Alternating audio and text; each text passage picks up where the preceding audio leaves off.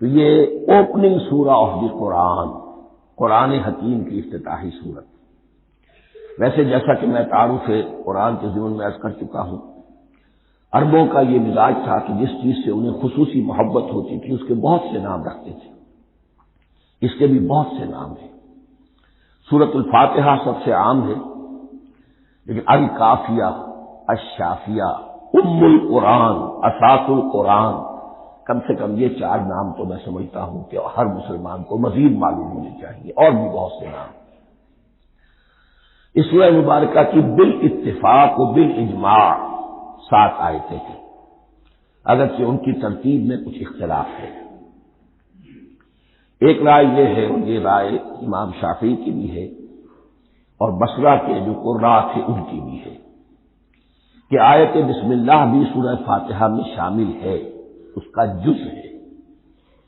وہ اس کو شامل کر کے پھر 7 آیتیں بناتے ہیں، تو آخری جنہیں ہم 2 آیتیں سمجھتے ہیں، صراط الذین انعمت علیہم غیر المغضوب علیہم ولا الضالین، وہ ان کے نزدیک ایک آیت ہے۔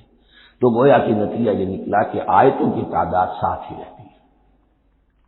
امام ابو حنیفہ رحمۃ اللہ علیہ کا موقف اور کوفے کے جو قراء تھے ان کا بھی موقف یہ ہے کہ آیت بسم اللہ نہ سورہ فاتحہ کا جز ہے نہ کسی اور سورت کا جز ہے، سوائے ایک مقام پر جہاں حضرت سلیمان علیہ السلام کا خط جو ہے نقل ہوا ہے، جنہوں نے ملکہ سبا کو لکھا تھا، انہ من سلیمان و انہ بسم اللہ الرحمن الرحیم۔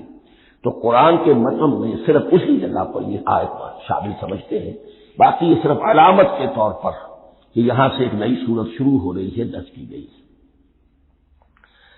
اس سورہ مبارکہ کو الصلاح قرار دیا گیا ایک حدیث میں، اس کا جو اسلوب ہے وہ دعا کا ہے، اور دعا کے ساتھ اس کی جو مناسبت ہے، اور پھر اسی کی وجہ سے ہماری نماز کا یہ جزو لا ینفک بنا دیا گیا۔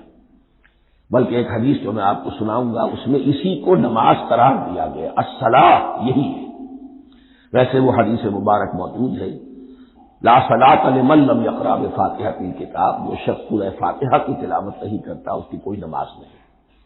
اس کے حوالے سے بھی ہمارے ہاں 2 مسلک ہیں، ذکر صرف اس لیے کر رہا ہوں کہ آپ کے علم میں ہو، ان میں کوئی بنیادی فرق نہیں ہے۔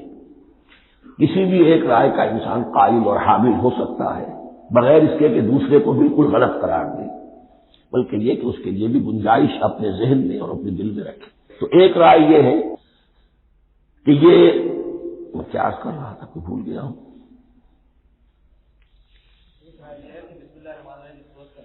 جی، اور دوسری آیت یہ ہے کہ اس کا حصہ نہیں ہے۔ اسی اعتبار سے یہ کہ یہ سورہ مبارکہ نماز میں پڑھی جانی ضروری ہے، لا صلاۃ لمن لم یقرأ بفاتحۃ الکتاب۔ البتہ یہ اختلاف ہے، یہ بات جو میں ذکر کر رہا تھا جو ذہن سے نکل گئی، کہ آیا مقتدی جو ہے امام کے پیچھے کھڑا ہو کر جب نماز پڑھ رہا ہو تو کیا اس صورت میں بھی اس کے لیے لازم ہے کہ سورہ فاتحہ پڑھے؟ اس میں 2 رائے ہو گئی، بلکہ 3۔ ایک رائے انتہائی ہے اور وہ فقہ حنفی کی طرف منسوب ہے کہ اگر آپ امام کے پیچھے مقتدی کی حیثیت سے نماز پڑھ رہے ہیں تو کسی بھی رکعت میں آپ سورہ فاتحہ نہیں پڑھیں گے۔ ایک دوسری بالکل برعکس رائے ہے، وہ امام شافعی رحمۃ اللہ علیہ کی ہے کہ ہر حالت میں چاہے امام جہری رکعت پڑھا رہا ہو جس میں وہ بلند آواز سے سورہ فاتحہ پڑھ رہا ہو، اور چاہے وہ سری رکعت ہو، ہر حالت میں مقتدی کو بھی پڑھنی ہے۔ ایک تیسری رائے بین ہے، وہ امام مالک کی ہے رحمۃ اللہ علیہ، کہ جو سری رکعت ہے جس میں کہ امام بھی خاموشی سے پڑھ رہا ہے مقتدیوں کو بھی پڑھنی چاہیے، جو جہری رکعت ہے جس میں کہ امام بلند آواز سے پڑھ رہا ہے اس میں مقتدیوں کو خاموش رہ کر پوری توجہ جو ہے سننے پر صرف کر دینی چاہیے۔ اذا قرئ القرآن فاستمعوا له وانصتوا، جب قرآن پڑھا جا رہا ہو تو پوری توجہ اس کے پڑھنے پر مرکوز کر دو اور خود خاموش رہو۔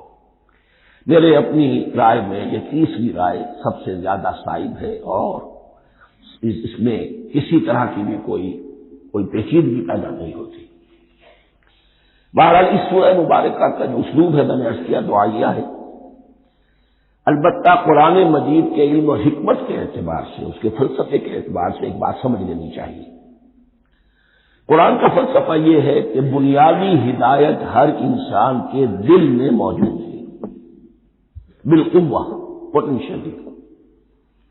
یہ جو قرآن مجید یا اللہ کی کتابیں نازل ہوتی ہیں یہ انہیں ایکٹیویٹ کرتی ہیں. وہ اندر کی جو ڈورمنٹ کانشسنس ہے، خوابیدہ شعور جو ہے، اسے بیدار کر کے اور پھر یہ کہ اسے اجاگر کرتی ہے. ہر سلیم الفطرت انسان اور سلیم العقل انسان، دو سلامتی یہ شرط ہے. سلیم الفطرت، نیچر پرورٹڈ نہ ہو، فطرت مسخ نہ ہو رہی ہو، عقل سلیم ہو. ان دونوں چیزوں کا نتیجہ یہ نکلتا ہے کہ وہ انسان از خود، بغیر کسی وحی کی رہنمائی کے، بغیر کسی نبی کی تعلیم کے سے استفادہ کیے ہوئے از خود بھی کچھ حقائق تک پہنچ جاتا ہے. اور وہ حقائق کیا ہے؟ نمبر ایک یہ کہ اس کائنات کا ایک خالق ہے، وہ ایک ہے، اور وہ تمام صفات کمال سے متصف ہے. نمبر دو یہ کہ انسان کی زندگی صرف یہ زندگی نہیں ہے، بلکہ ایک اور زندگی ہے کہ جس میں اس زندگی کے اعمال کے نتائج برآمد ہوں گے.